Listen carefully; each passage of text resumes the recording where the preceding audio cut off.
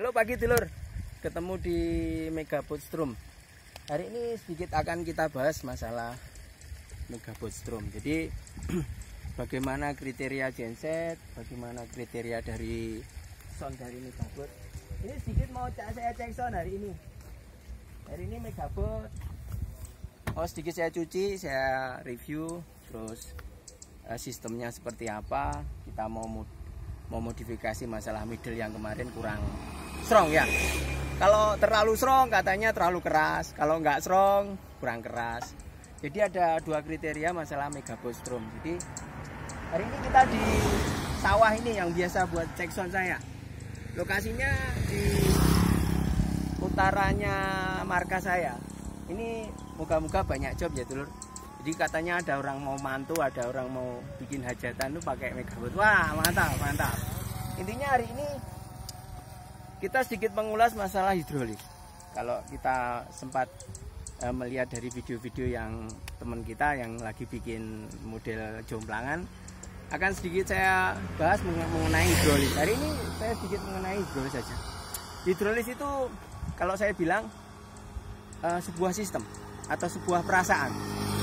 Hidrolis itu ada perasaan hati atau perasaan kita mau ngangkat hidrolis atau tidak, itu sebuah perasaan. Karena hidrolis itu bukan hanya dipencet atau ditekan atau ditombol itu terus jalan, itu tidak. Gak bedanya kita ngomongkan masalah apa ya? Masalah teknisi dari sebuah eskalator atau forklift atau apa, itu butuh perasaan dulu. Tidak hanya ditombol dia naik terus dia turun gitu, enggak. Sistem remote-nya saya akan rubah semua. Bener, sistem remote-nya tidak pakai kabel dulu. Jadi remote Mega Boot itu tidak akan pakai kabel, tapi semua dengan tombol. Oke, kita bahas dulu masalah sistem hidrolis yang saya pakai ini. Saya menggunakan dump truck ya. Mungkin dari teman-teman yang banyak tahu sistem hidrolisnya punya Mega Boot itu apa tak? Sistemnya pakai hidrolisnya dump truck. Jadi kita sedikit bahas mengenai konstruksi dari sistem hidrolis Mega Boot. Kalau saya bilang sistem hidrolis itu tidak hanya ditombol, dipencet, ditombol, dipencet, tapi menggunakan insting atau perasaan juga. Jadi kalau teman-teman nombol hidrolis atau jomplang Mega Boot ini hanya ditombol gitu aja, itu akan fatal. Akan terjadi human error atau kesalahan sistem. Jadi Anda harus tahu juga dalemannya seperti apa. Kita lihat sebentar ya di sini. Nah ini kita lihat dulu.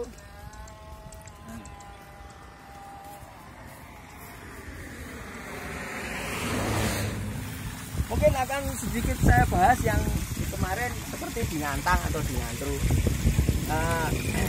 Kalau dulu komen-komen teman-teman hidrolis yang kita pakai bisa pakai rantai, ya oke lah. Thank you buat komen-komen teman yang menggunakan sistem hidrolis pakai rantai.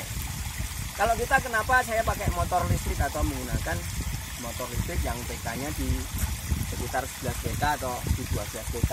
Karena kalau pakai motor itu kita bisa kira-kira, atau kita menggunakan hidrolis yang kita pakai untuk Mega Boot itu akan lebih aman.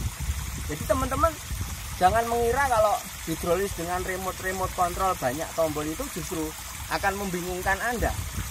Atau Anda akan bingung tombol yang mana dulu yang mau ditekan. Makanya saya bilang di situ bahwa sistem Mega Bootstrom itu simple, hanya dua tombol, naik dan turun saja. Sama sistemnya hanya dua tombol saja. Kalau kita menggunakan banyak tombol, mungkin 5 atau 10 tombol, orang akan lupa atau orang akan panik waktu terjadi masalah di sebuah sistem hidrolis. Karena sistem hidrolis itu sangat berbahaya. Jadi begitu kita naik atau kita turun itu kita juga harus mengenai tahu perasaan dari sebuah hidrolis tadi. Tidak hanya apa ya, asal tombol saja. Oke, ini akan saya rubah semua sistemnya menggunakan remote control yang dulu. Jadi saya sudah nggak mau pakai yang beginian. Ini hanya sementara saja.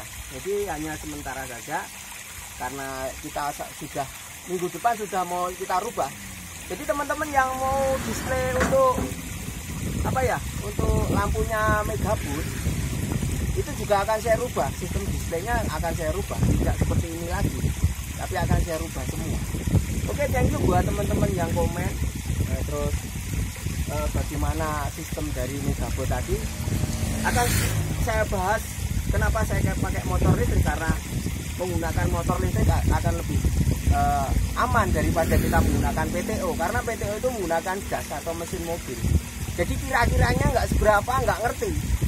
Itu yang jadi bahaya dulu. Oke temanku yang mungkin bermain di hidrolik atau di PTO atau di sebuah sistem ini, Anda harus tahu perasaannya atau Anda harus mengetahui bagaimana sebuah sistem hidrolik tadi. Jadi kalau Anda diinginkan hidrolik atau menggunakan hidrolik yang dirakit orang itu, Anda juga akan bingung. Karena tombol-tombol itu ada perasaannya.